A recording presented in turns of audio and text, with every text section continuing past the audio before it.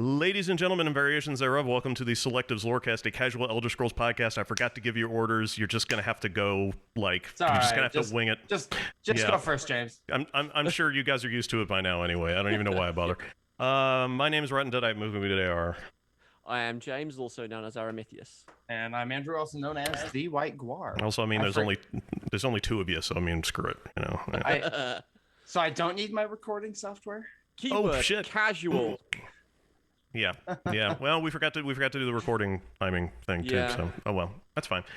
That's fine. It's fine. You're saying the audio quality's been reasonably good these days anyway, so it's been. It's because my mic is bonkers. Okay. Okay.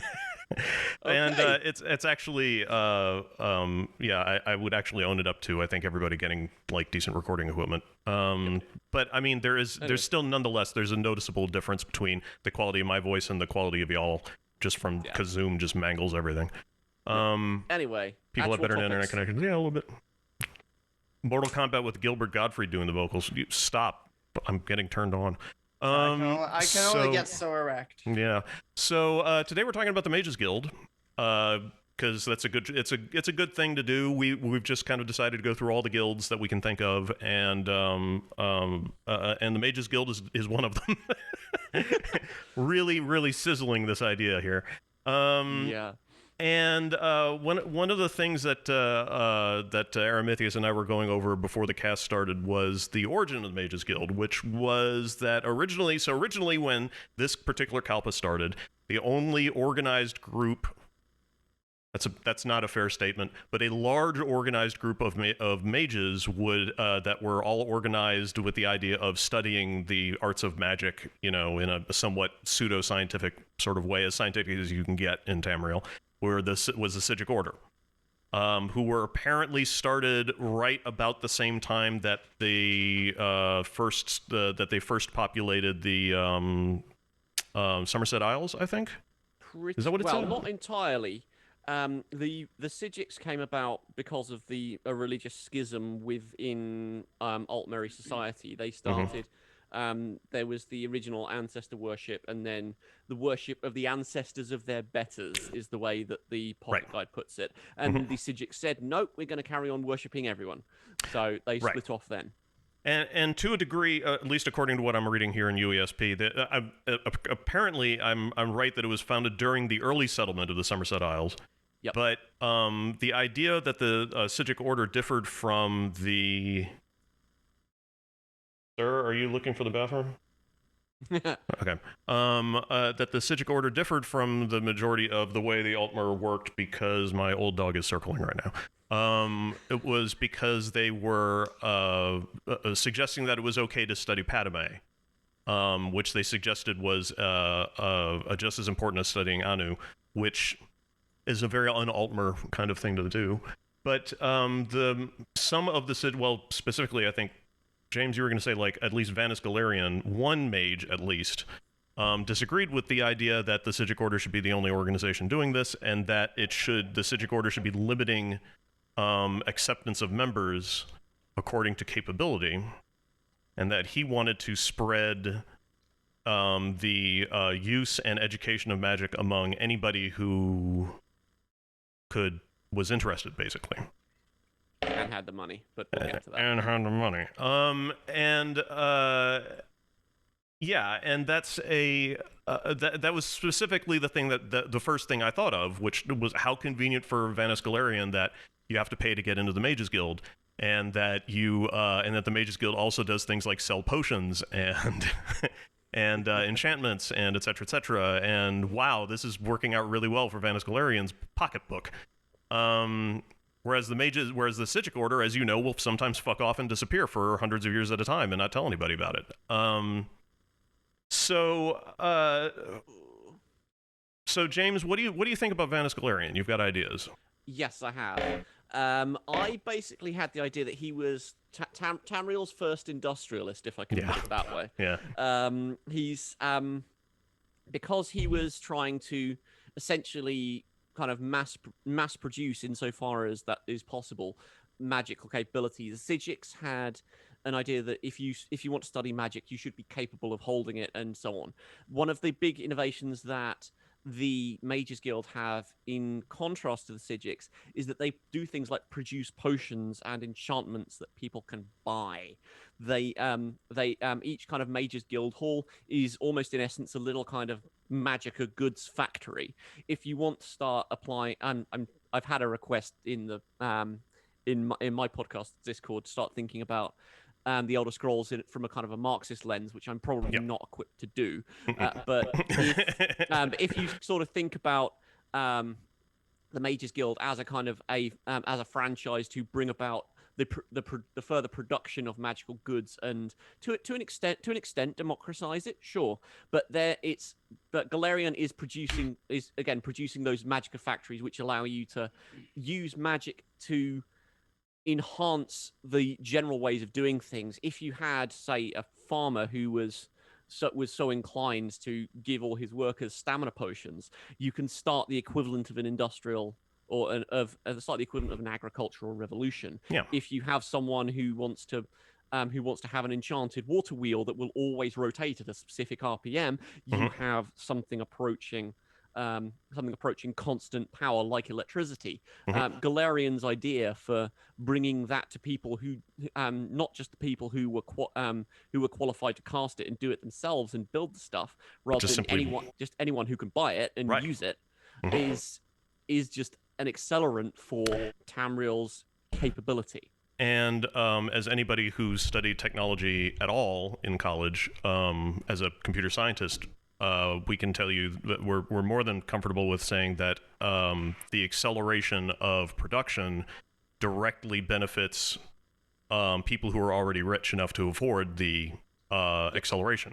So what Vanus was doing was lining his own pockets while making other rich people even more rich. It's also potentially the creation of the bourgeoisie. Again, if we go back to the Marxist thing, if you were rich enough to say to afford those sorts of potions twice a week, you'd still get a leg up for, compared to someone who couldn't afford them at all. You could get you could create a sort of a middle class, whereas with the aristocracy, if you think about how the Psijics work, they would already kind of be advising kings and have the market cornered, if you like. So the Mages Guild would have to kind of operate amongst the people who didn't have that, who weren't listening to the Psijics and saying that magic shouldn't be performed this way. So you do have that formation of the bourgeoisie in that fashion, because it's a new class emerging. And what gets me a little bit is that Vanus Galarian kind of, he PR'd it that this is for the good of everybody. I'm being generous right now. I'm making magic available to everyone. Look at how great I am. I actually have an argument for that. But go ahead. Yeah. No, I mean that was pretty much it. I mean he's under the veil of generosity. He's becoming ultra rich. well, that was a convenient side effect, and I don't want to get I don't want to throw this cast too rapidly into what on a global scale would be considered a centrist political view, but in America a far left.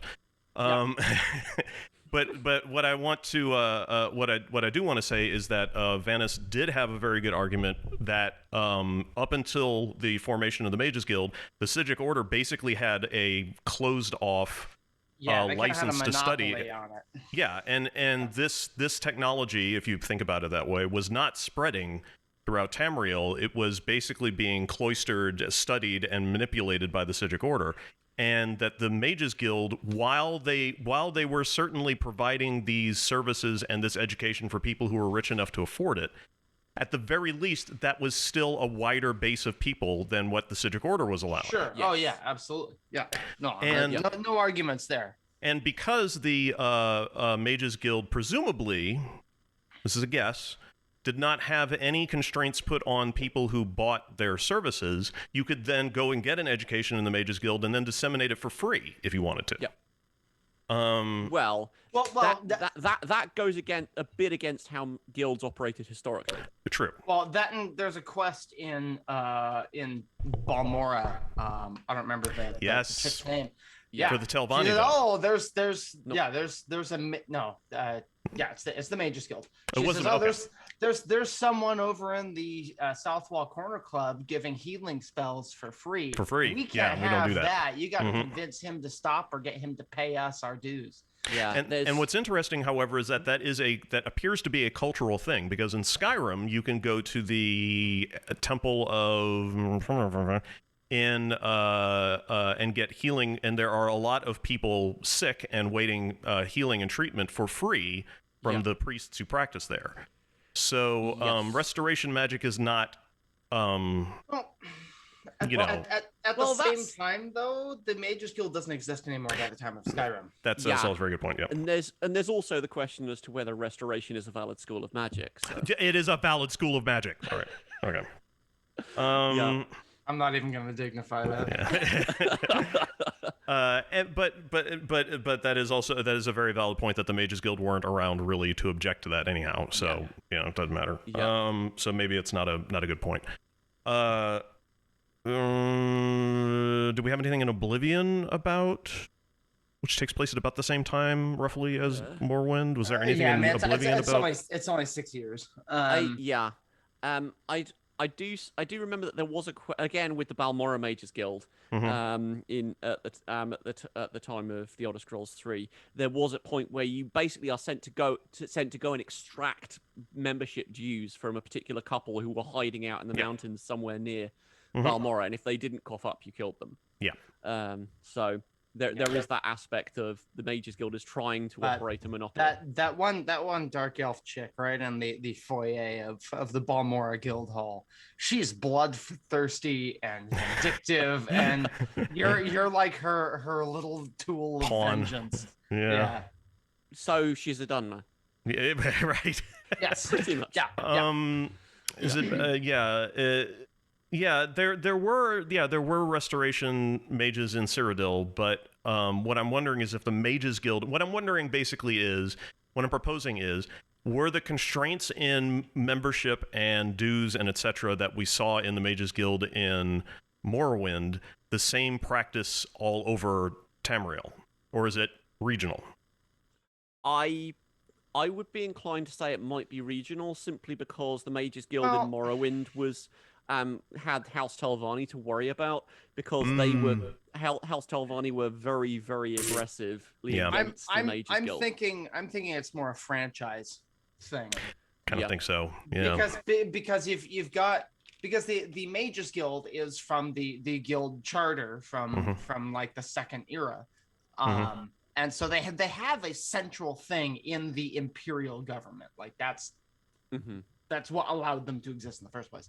Yeah. But then, you can't have people. I mean, I suppose in a world where teleportation and time travel and all this shit is a thing, it wouldn't be so hard to travel from province to province relatively easily. But that sounds like a lot of work. So, let's just establish, okay, we're going to have a guild master over here and a guild master over here and a guild master over here. And you're just going to kind of operate in your area, but you'll report back to us. Is kind of, we're never told that specifically, but if I were going to make sense of how it's portrayed in the games, that's what would make sense to me. Yeah, it's the local offices do kind of tie into the central hierarchy, but they operate very much. They operate kind of loosely affiliated too, because if I remember rightly, Trebonius was basically sent out to Morrowind to run the thing to get him out of the way. That was the impression that I had. Yeah, I vaguely recall something like that. Yeah. So there is that sense of this is both a central organization and something that has local quirks, because the central organization is what gives you the ass of Trebonius. Which it's just bureaucracy. Yeah. It's bureaucracy in politics. That's, Yeah, which is particularly sad when it comes to the Mages Guild, I think, because there is one book, I think is it Galarian the Mystic, that that states that Galarian says that the guild has become a morass of political infighting at the end, which is kind of why he becomes so distant from it. I'd have to go back and various reread points. it, but I'm sure it says that in there. It says that somewhere, and if that's true, then the guild structure kind of takes over, and the machine becomes its own thing. Because as the Mages Guild was founded, it was basically it was founded right after Manamako was banished from Artaeum, and from the way that I think Vanis's own words kind of put it is he kind of screams at the Sigics, "What, you're just going to inflict that on Tamriel, really?" And kind of then packs his bags and storms out. Yeah. I get the impression that his original intent was to create an organization to oppose Manamako, that he was setting up his own sort of movement to deal with whatever Manamako was going to come up with, which gives the organization a very, very specific mission as well as anything else. It is a sexier plot idea. Yeah. I really kind of like the idea of Venice Galarian and Manamako as kind of the brother rivals archetype. Like a Dumbledore and Grindelwald. Yeah, that kind of thing. Yeah. Exactly. And so, but the guild basically isn't prepared to deal with that. I mean, if you look at how it works in ESO, they kind of come in at the end-ish because Venus kind of feels like it. That they're not actively involved in hunting down the worm cult. It's, if anything, the Fighters Guild is more involved with that because they're dealing with the consequences of the Dark Anchors. So, but the Mages Guild quest line has pretty much nothing to do with Manamako. So even by the time of ESO, which is only a couple of centuries, 2-3 centuries after its founding, they're already kind of stuck in their own little bureaucratic, mystical world, rather than actually dealing with the message that they were founded to do. I mean, that's a bit of a stretch, I think, that saying that they were founded to do that, but that Venus kind of hairs off to go and chase Manamako. It feels like that's almost what he's trying to do, at least to me.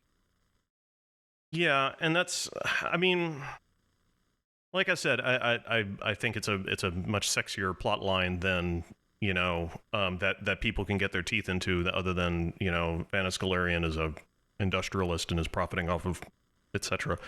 A regular Thomas Edison. But I don't know. I really like the complexity of the character from the standpoint of a capitalist gone insane. I'm gonna be honest, like his portrayal in ESO, he's really annoying, and I really hate him. Like he comes and he talks to me, and I'm like, dude, just shut the fuck up. I don't want to hear you talk. Like, I don't know. I can kind of see that. Well, I can kind of see ESO almost at the midpoint as far as he's concerned. That he's founded the thing. It's done really well. He's gained success. You're talking to essentially the Elder Scrolls equivalent of Thomas Edison or Elon Musk. yeah, Right. Yeah. But it's not got to the point yet where he's jaded with the whole idea. He's not showing up in Joe Rogan's podcast yet. He's He's just smoking Mad Nern root. He's not. It's the book where it's quoted that Vanis Galarian says that the guild has become a morass of political infighting is explicitly not in ESO. It's one of the few that didn't get replicated. So my inclination is that the guild becomes a machine at a point later than ESO. And that's and just you saying the machine gets me back to the idea of the industrialization of magic. Yeah. Which I think is something that we've brought up tangentially in these casts before while talking about other stuff, is the idea of magic as technology in Elder Scrolls and in the Elder Scrolls lore universe, in the extended Elder Scrolls cinematic universe. I don't know. And the thing that the thing that you have to consider when you look at the argument of like it, because every once in a while, I mean, Guar, you get this on TS lore. Somebody gets a hair up their ass to ask about why there aren't firearms in Tamriel, and this, and we have to point out that there are canons, and also it's just a video game. You should really just relax. Cannons, the Dwemer arc bus. Yeah. Fire salts and kindle pitch. Crossbows. Those always come up. Yeah, and so inevitably we end up, turning back to the argument of, well, magic is like technology. If the universe has been around for, I think I calculated it, but I don't remember what the number is anymore. But this particular kalpa has been running for over 8,000 years or something like that. Then, why haven't people developed blah blah blah?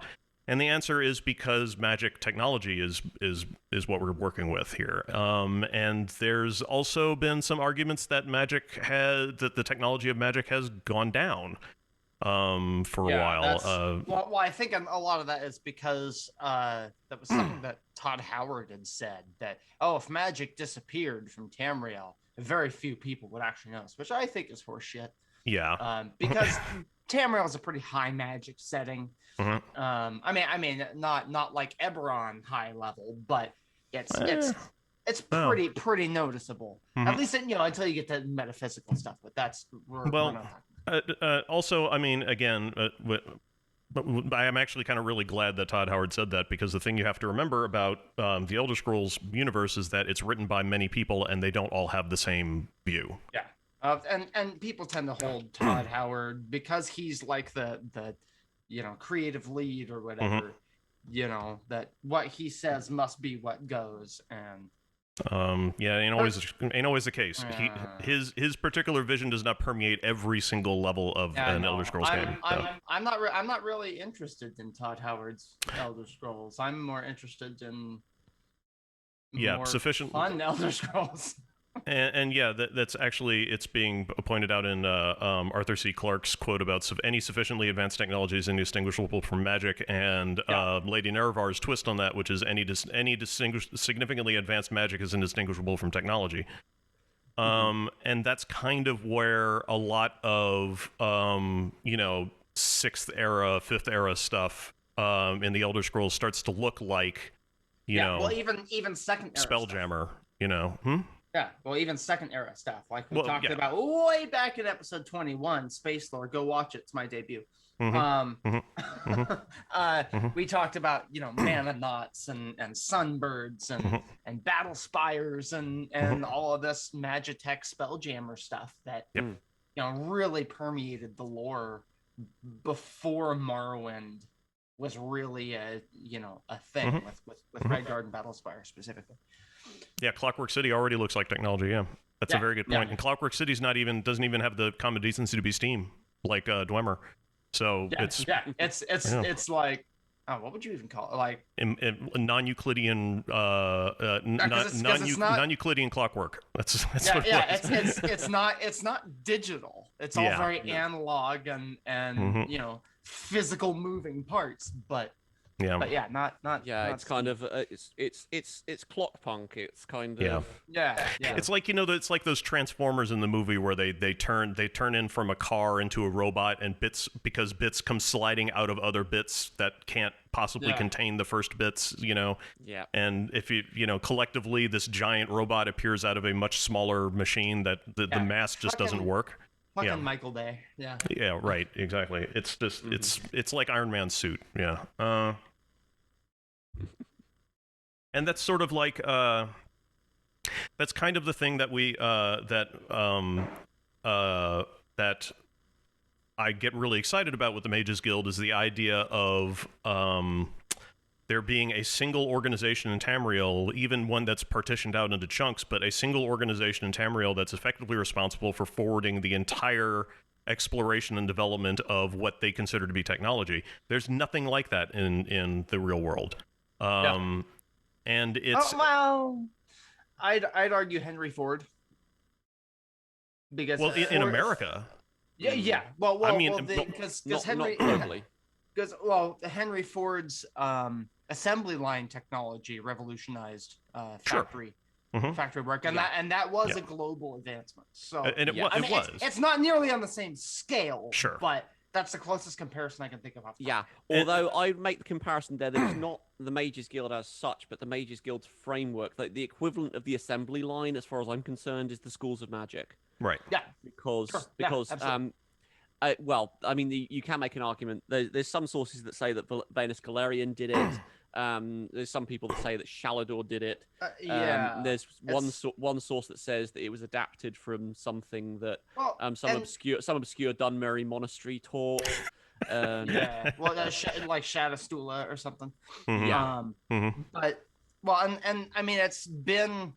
I don't know if it's been outright stated, but it's been at least heavily implied that the schools of magic are largely arbitrary. Yes. Yeah. And that because a spell like Soul Trap can be considered necromancy and mysticism and what was Alteration. Yeah. an alteration. Yeah. Because So there I was mean, a destruction. Yeah. yeah, Yeah. I mean, it's hard to really pin down specifically. So, I mean, when we compare that to like the assembly line thing, it's more a revolution of ideas rather than evolution or a revolution of technology, right? Right. Yeah. So it's how we're organizing this magic and the fact that it changes from time period to time period if we want to take game mechanics and design choices into consideration. The Yeah. loss of mysticism. I think mysticism was gone in Oblivion. Yep. Right. Yeah. And Okay. or yeah, I'm pretty sure because I think Mike the Liar talks about it. The loss of levitation spells and certain spells from Oblivion to Skyrim. They jump into a different category, a different school of magic. There's one that I remember specifically going, well, wait, but that's an illusion spell. Why is it an alteration spell now? Or something like that. What are you hiding? Yeah. And So and that's sort of like that's the thing that I'm very interested in with the Mages Guild is how they're working to forward the progression of technology in Tamriel, and it's not something that we heard a whole lot about, but we have definitely heard a great deal about what happens when the Mages Guild retracts magical technology in the Elder Scrolls universe. Like, for example, when they take away levitation. Yeah, which I mean was honestly just a poorly It's just an engine written- limitation. Well, Yes. well, and it was a it feels to me like a half-assed explanation for let's just we'll just explain why it's not there with some law possibly, I think possibly a better one that's kind of in the same mold but better done is the whole stuff about soul trapping. Yeah. Because the Mages Guild alters what is possible to do with souls by teaching only specific spells, and because they have that reach into all of the various corners of the globe, Tamriel probably is a globe, or Nirn probably is a globe, but but because they can just spread their teachings far and wide, it means that you do need to go to that extra effort to get black soul gems and so on to make sure that you can entrap mortal souls properly, whereas in ESO you can quite happily trap anything soul that moves because that codification hasn't arrived yet, and you're still using the older, more powerful versions of soul trap magic, which makes me think that those sorts of spells also would exist somewhere else in the more kind of isolated corners. I mean, if you can get kind of the geriatric 700-year-old Telvanni mage to tell you precisely how to cast the more powerful stuff, he could probably do it. Yeah. You could probably do it. But then again, how likely is that? And so, and there is that, and kind of getting any kind of movement or organization to oppose the Mages Guild is very unlikely, frankly, because by the time that the Mages Guild sort of happens, at the time the Mages Guild happens, there's the Sigic Order who are frankly disinterested in the whole idea of what's going on dirty Tamriel, and then you've just got the isolated kind of pockets of magical practice that are sort of happening. I mean, I suppose at that point you've probably still got some Bersabic Aelids perhaps practicing their tradition, and they're already fading out. Yeah. You've got House Telvanni, and you've got Okay, whatever wild magic comes out of High Rock. Are we talking about other types of magic or just institutions of magic? Yeah, other institutions. Well, both College actually. of Sapiarchs. Yeah, College of Sapiarchs. I don't know if Gwylem University counts because they're almost more like scholarly. Like, hey, here's a paper on Kaguti mating habits. Yeah. Yeah, which was actually a thing in Morrowind, by the way. Well, is there a difference in Tamriel? Is there a difference between advancing the natural world and magical? I do not have the gumption to appropriately answer that question. I don't. I personally don't think so, because you look at someone like Descartes, who was talking in the 1600s. He did philosophy, he did mathematics, he did. I don't know whether he did physics necessarily. You do alchemy. Newton did more alchemy than he did physics. Okay. And so, counterpoint. Yep. Someone like Sigmund Freud or Carl Jung, studying, how the mind works, would that necessarily bring in magic? If we're talking For about Jung, sociological choices, how do people work? Not necessarily how they, interact in terms of like, the web of life or whatever, which could definitely be a supernatural, magical thing. But, person A stubs his toe. How does person B react? Like that's pretty mundane. Yeah. I don't know. I mean, I'll put it to you this way. I hate to be flippant, but I do have to bring up the fact that, like, while Jung was interested in alchemy, he was interested in alchemy during the later half of his life, and also he'd done a lot of cocaine at that point. Yeah. I to make it slightly less flippant, I would say that the magic in the Mages Guild is more about the world as a whole, and people are treated as a part of the world rather than the separate objects that psychoanalysis and psychology tend to treat them as. Which is why I posit the question about Gwylem University, because I don't know that they're specifically a magic institution. They're a scholarly institution that may include some, these kinds of spells do this thing. That's, maybe that's something they would study, but that's not the end goal. That's right? true. It's let's take a look at these rocks, and what can these rocks tell us, and how did these runes get here, and let's do anthropology with the Barsemic aliens, and even we know there are map making guilds in Tamriel. True. And so you could call those scholarly. We know that archaeology is a thing, especially when we get to in Solitude in ESO. You know what I'm talking about. In ESO, you're uncovering digs in ESO. Yeah. Well, the Synod is the imperial replacement for the Mages Guild. Is it the Synod or the Synod? But I would say the depends Synod, which side of the Atlantic you're on. Okay, fair. I'm in the Pacific Northwest, and we speak with a very flat, straightforward accent. A normal accent. Damn it. Normal. What is we normal? speak proper English here. Well, fun fact: a lot of potential newscasters, people who are trying to get into on-air newscasting, they come and they hang out around here to pick up on our accent. It's considered region neutral. No. Yep. So, you are not a region officially. Oh no. Well. Anyway, what the hell? Wow, right off the rails there.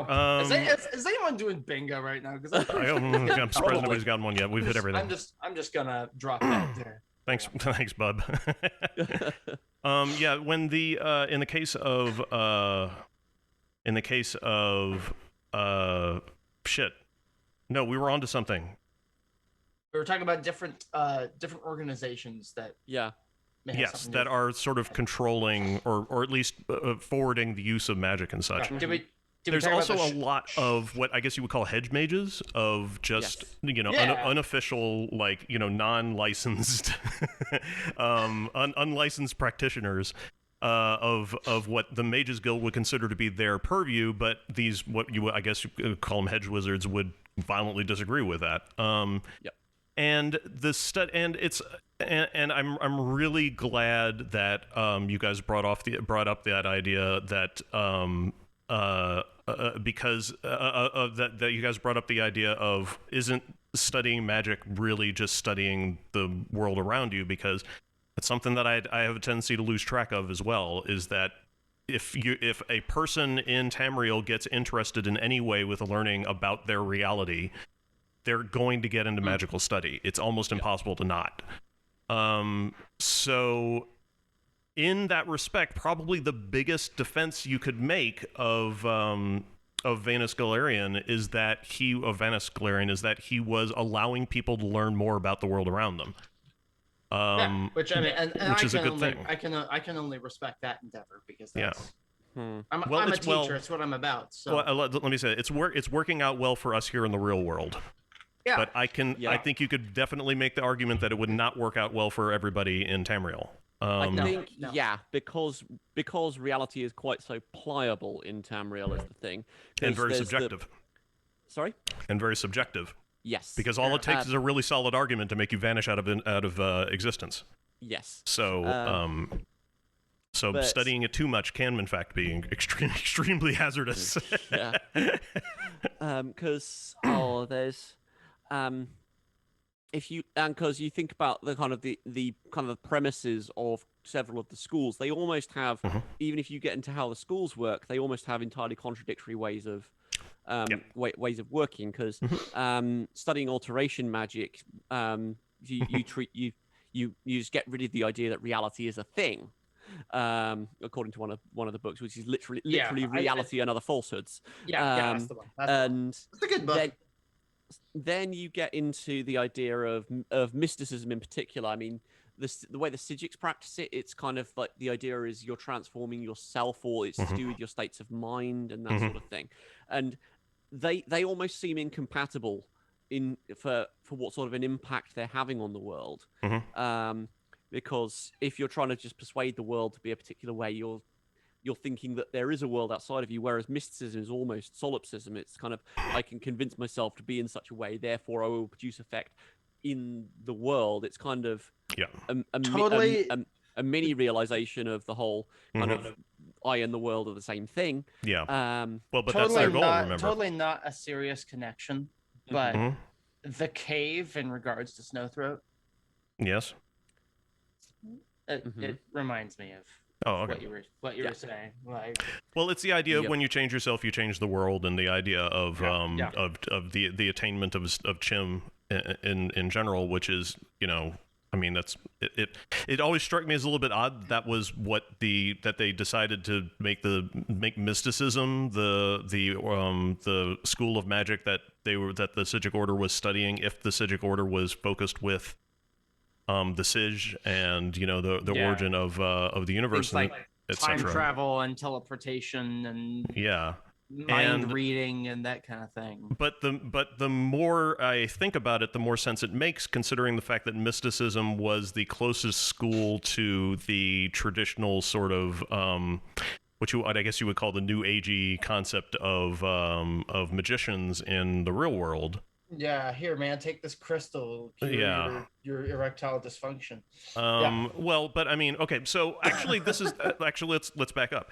In what I guess you call modern esoteric magic, the definition of a mage, according to a lot of stuff that I've read, is it's a person tasked with guiding other people through the realm of the mystical, or the realm of spirits and that kind of stuff.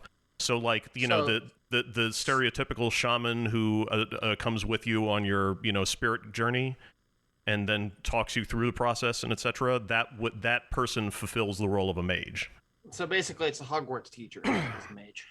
Well, it's the same thing, except Hogwarts is much more of a westernized, scholarly approach to the idea of a mage. But yeah, it's a person who guides you the development of your soul, is what it's supposed to be. Yeah. Yeah, so priest definitely makes sense. Yeah, and kind of mediates between the divine and the Yeah, and the, yeah, the yeah. moral. So it's like a middle ground. Yeah, a Yeah. holy solely. Yeah. yeah. And Which- in that respect, mysticism does make more sense as the organization that or as the school that would deal with that. So, what do you think would be the personality of the average mage in, say, the School of Alteration? Someone who is, I can almost imagine someone who is very, very angry and almost a kind of a physics social justice warrior. Really? Yeah, kind of. I want the world to be this way because it should work this way. The correction of flaws and yeah. What about a potentially lazy person? Like, I'm not gonna build a house. I'm just gonna. There it is. Yeah, it's. I was thinking something along the lines of, okay, it's great, but it could be better, or it could be different. This is brilliant. This is brilliant, but I like this. But I like this. Yeah, exactly. And it's kind of the idea of a mage who's really interested in fixing things. If it ain't broke, fix it until it's broke. I saw a TikTok about that recently. It was just shitty life hacks. Someone broke a tile. First up to understand the world, and once and then they filled it with ramen, and then put the piece of the tile back in, and we're like, yeah. It wasn't broke, so they fixed it anyway using ramen. I don't fucking know. Right. Yeah. I closed it after that. I was like, okay, yeah. I'm not baked enough for this. This is clearly very silly, and I don't need to watch it. I've seen the same video. And that's but I mean, restoration magic is an illegitimate school of magic, so we're not going to talk about that. And then okay, so this is what I really want to know. What the hell kind of person does the School of Destruction attract? Because pyro fiends can't possibly be the only people getting involved here. Well, I mean, in Skyrim, we have there's ice mages and shock mages and whatever. I mean, usually they're enemies that just kind of come out of the woodwork and oh, you shouldn't have come here. Yeah, never should have come here. Yeah, but I mean that's right. Yeah. But I mean, that's just a general, Yeah, that's more just diversification of enemy mobs. Like it's not really anything. But Sith Lords.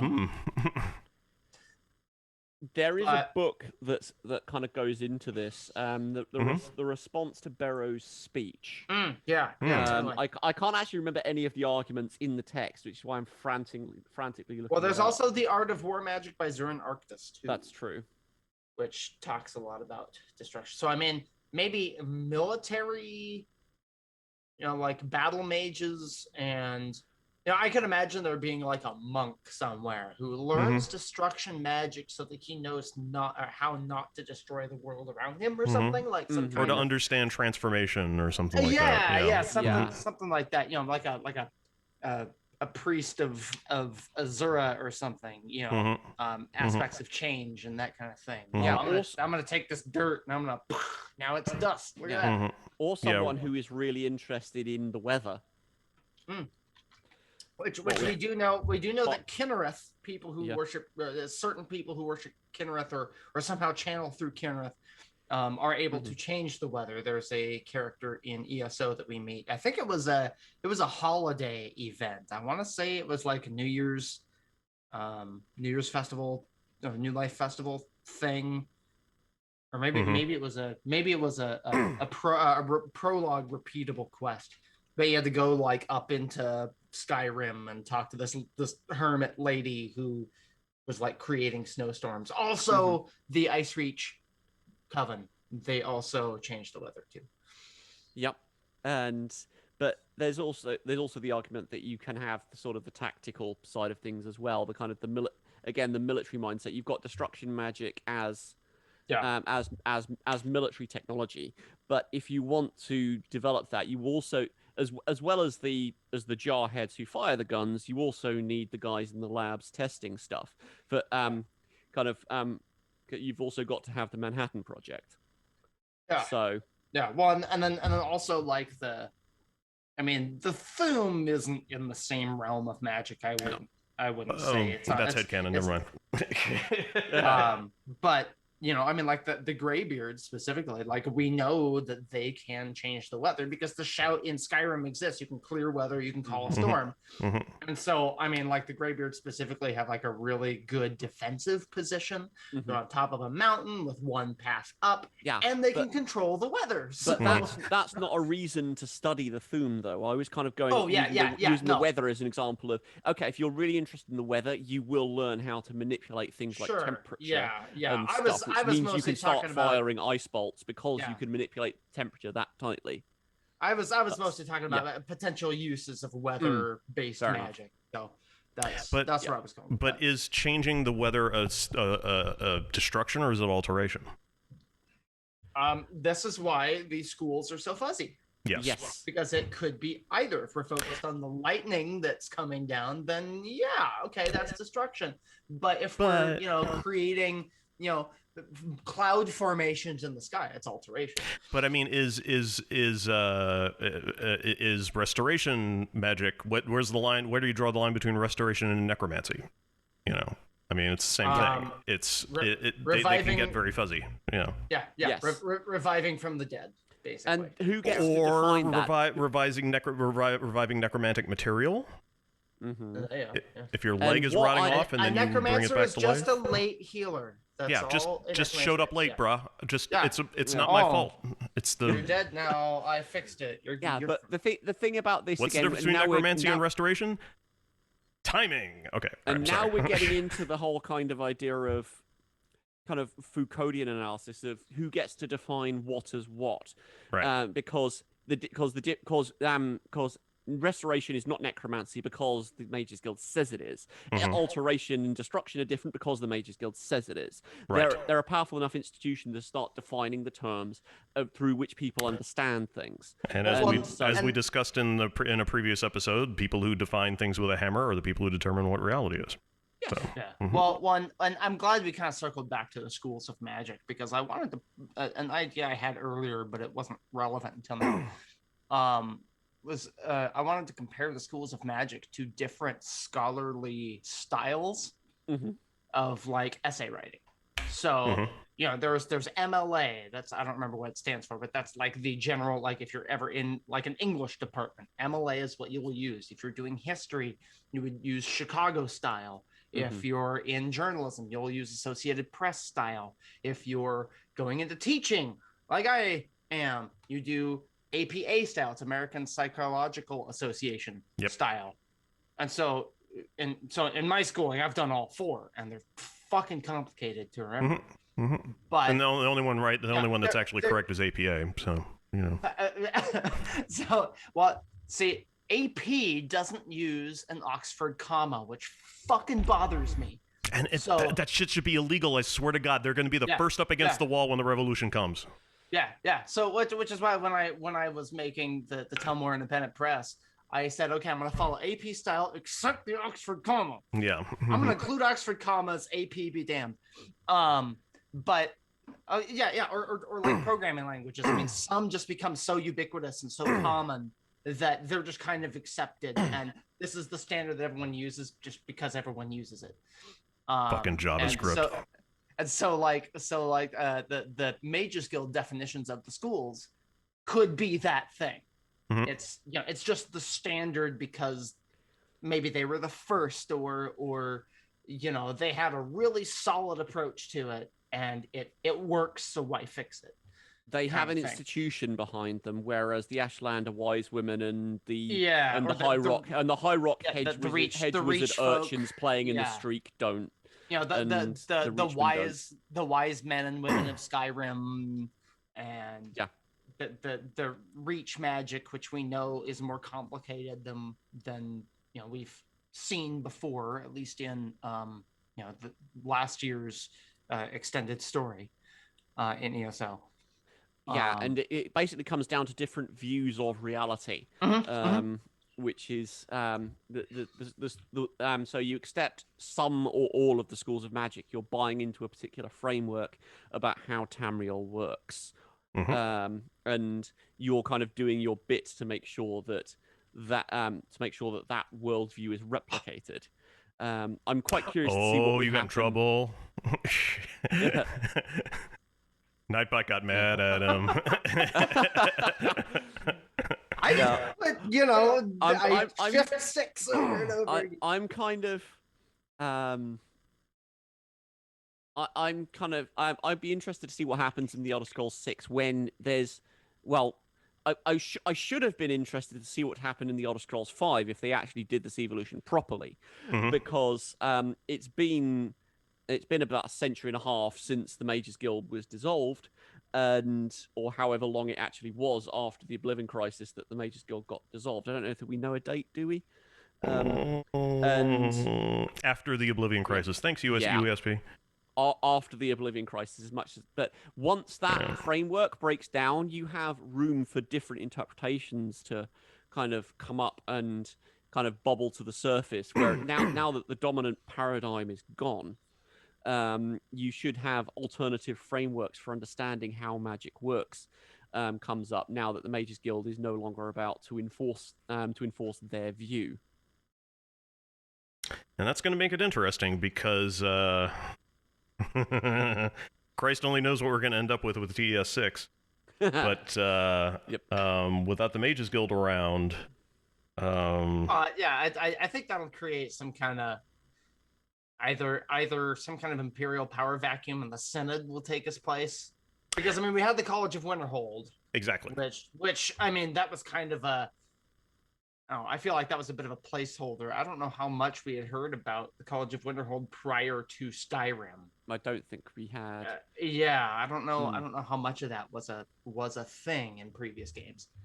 And about the only meaningful difference was that the College of Winterhold was not as fussed about necromancy as the Mages Guild was. Yeah, that was the only real flavor difference I picked up on. And if I'm going to be a pessimist, then I would say that that's probably what we're going to end up with in TES 6 is some kind of regional equivalency or something like that. I mean, these are Redguard we're talking about, and they're not really crazy about magic, so... Of course, the same thing happened to the Fighters Guild in Skyrim, too. The Fighters Guild isn't around, so we have the Companions instead as a replacement. Right.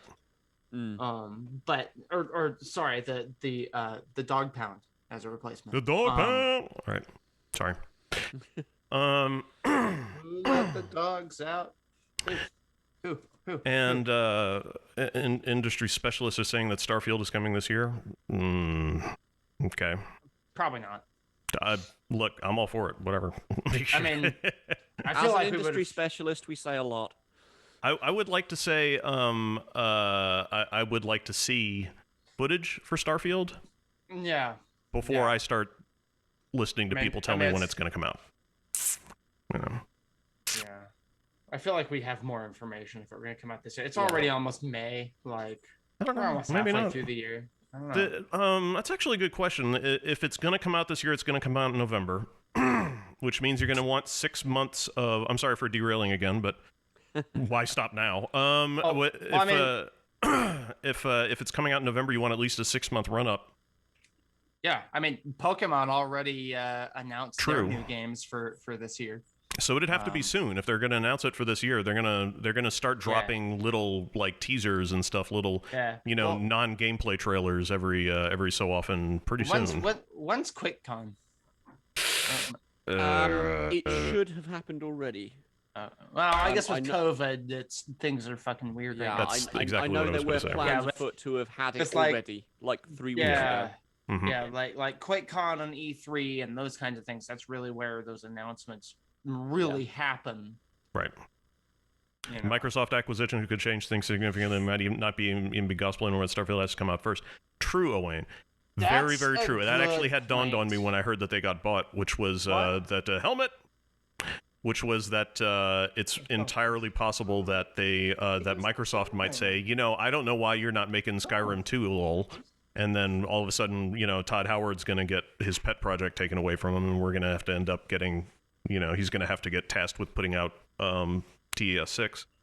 Mm-hmm. Would not shock me. Would not shock me, because the first thing I would have done if I was Microsoft after buying Bethesda, I would have been like, we can get you some more fucking Elder Scrolls shit out there, because that Skyrim sold like nobody business. Yeah, So, and it's been 10 years. It's been 84 years. Almost. It's been 9 years and like 6 months. And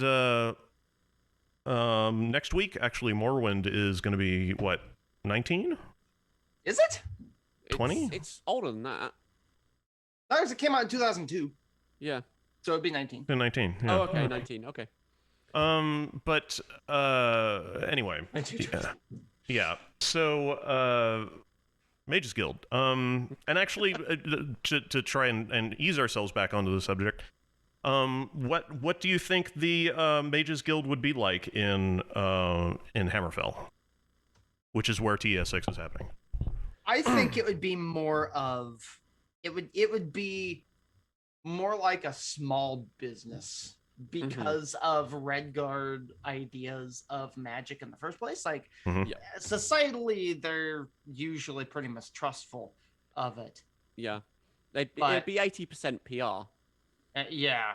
Oh, I mean, yeah, you think? I feel like community outreach there'd programs? be, you know, maybe it would try to tout itself as some kind of superior, you know, institution, like, you know, oh, Harvard University, like, you know, it would try and spin itself to be in a lofty position, and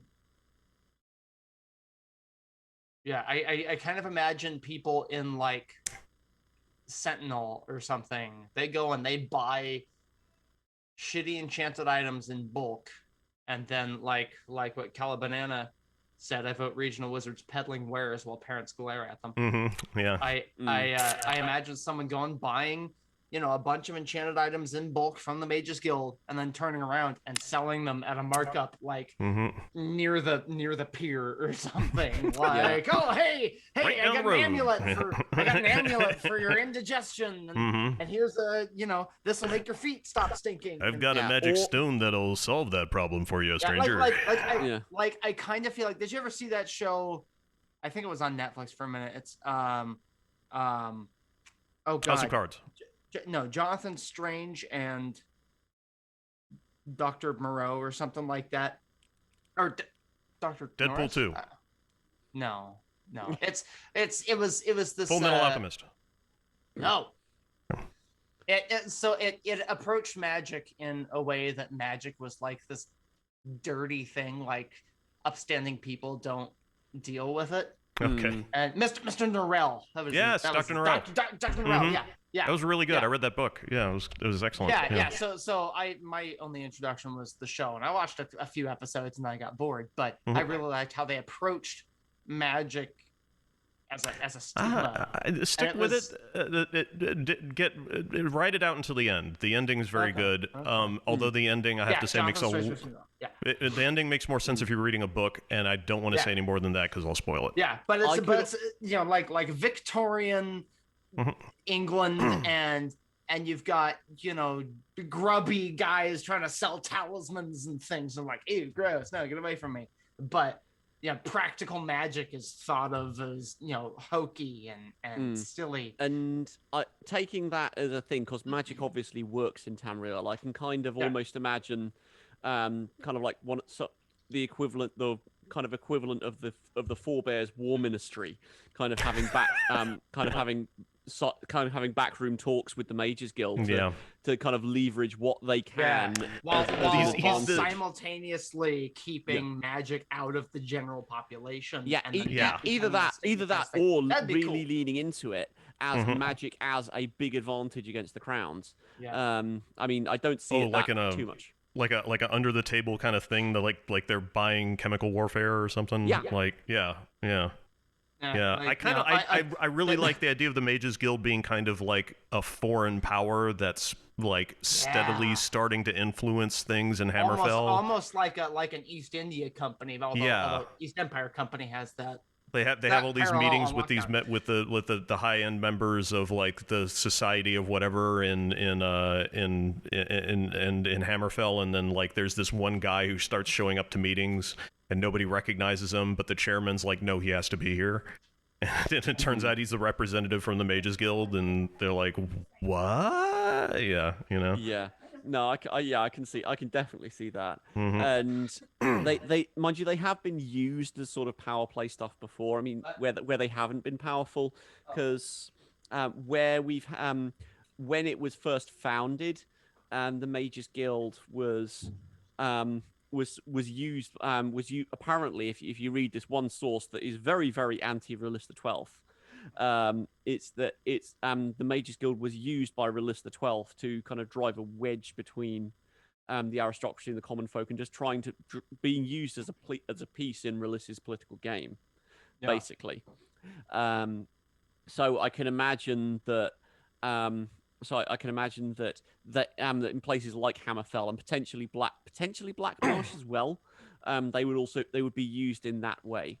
That they would they're not a player. They're something that is used by people to achieve certain ends. Is basically my own thought, because they were started that way and they really took advantage of it. So if they're Machiavellian enough, then yeah, they'll roll over and do what they need to do. Well, you could also.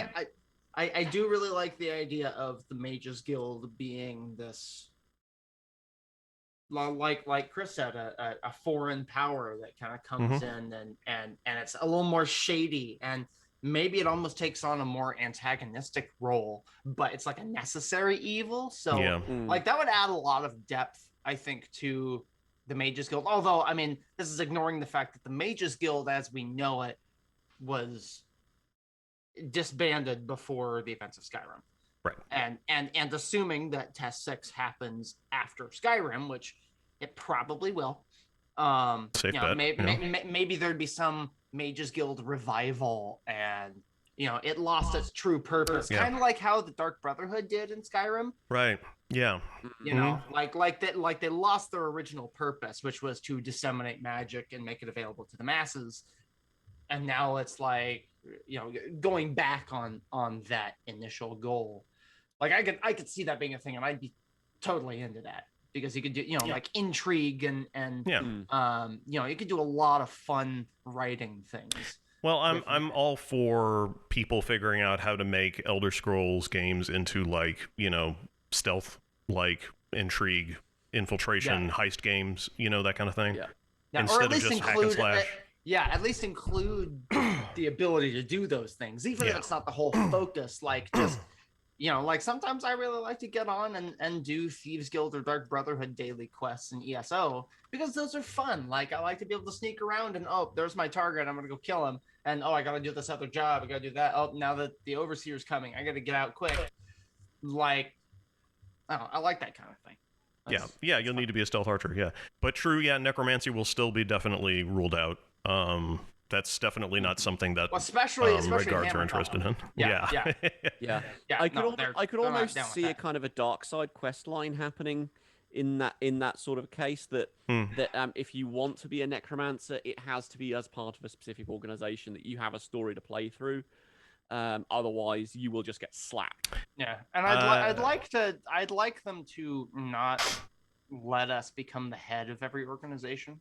Oh, I missed that from Morrowind, where they basically were just outright, look, if you want to do the Mages Guild, you're not going to be able to get into the fight to run the Fighters Guild. It's just not going to happen. Well, even if we like I'm part of it.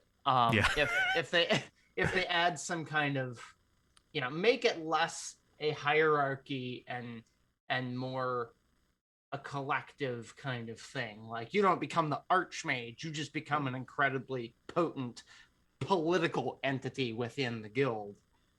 I say, I mean, it's kind of a subtle distinction, but I think that would be a lot of fun, because then it's not like, oh yeah, I'm the Archmage of the Mages Guild and I'm the champion of the Fighters Guild, and I'm this, that, and the other thing. Like, make it a little more interesting than just. It would make more sense, but then again, the organizational titles make things easier for achievement hunters. Well, thoroughly cynical. But I mean, it's easy to do that without giving us too much, if that makes sense. I mean, I don't. The idea that, I mean, it would serve to expand the world behind the guild, right? Because in Morrowind, in Oblivion, in Skyrim, we complete a guild quest line. We are the head of that guild, at least regionally. Well, let's talk about the more globally. Like you may be the head in this area. I mean, like when Caius Casades fucks off from Vardenfell and says, by the way, you're the leader of the Blades in Vardenfell now. Yeah. Like he doesn't say, yeah, you're the leader of the Blades, you're the Emperor's personal protector, like whatever. Like that just isn't thing. There's stuff going on behind the scenes that makes the world seem bigger. And that stuff is that, Caius has a little bit of a sugar nose problem, and he's Yeah. and they made him go to rehab. I like to think he was called back for handling the Mythic Dawn. But well, we'll see how that worked out. As opposed to the Skoomers Anonymous meeting. Yeah. But I think that I think that the whatever we end up with the Mages Guild in Hammerfell, it's gonna be an uphill battle with the locals. Yeah. Or there's just a totally different tradition, but I suppose we've already talked about that. Yeah. I don't even know. Is there even a Red Guard equivalent in the Mages Guild? I can't really think of one. They were really not crazy, but I mean, they're less crazy about it than the Nords. And Nords, at the very least, could point back to Shalador as being like a big deal. Yeah, I mean, at most, I could think maybe some kind of religious order that like dabbles in magic. So maybe magic as a form of worship kind of thing. It could. I would not be at all surprised. I wouldn't be at all surprised to find us in a quest where we're working for the local librarians of, like, the Rahad library or something like that, and then they're just like, well, you've done all these FedEx quests, and so now we're going to trust you with the big secret, which is we're actually the Mages Guild, and then and it turns into underground magic practice. And Azra Night Wielder, is this? Yeah, the Red Guards do have him, so That's shadow true. magic could be a thing. Also, we've got. I mean, I know that the practice is relatively extinct, but the sword singers, the Onse. That'll be coming back for TES 6. I mean, how could they not?